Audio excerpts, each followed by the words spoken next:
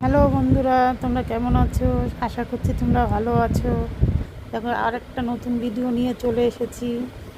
দেখো, আটা মাখা আছে বর্ষার মধ্যে। দেখো, লিট্টি বানাবো।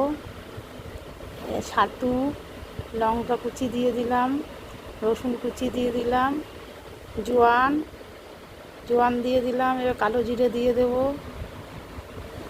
আমচুর দিয়ে দেবো একটু, এবার আচার দিয়ে দেবো।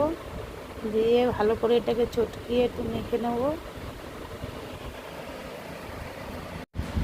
এবার আটা লেচি কেটে নিলাম, লেচি কেটে এবার ভালো করে এটাকে ছাতুটাকে ভরে নিলাম।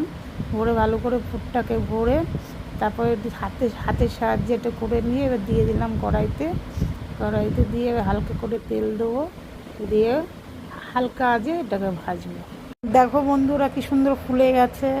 এটা ধনেপাতা চাটনির সাথে খেতে খুব ভালো লাগে বর্ষার মধ্যে।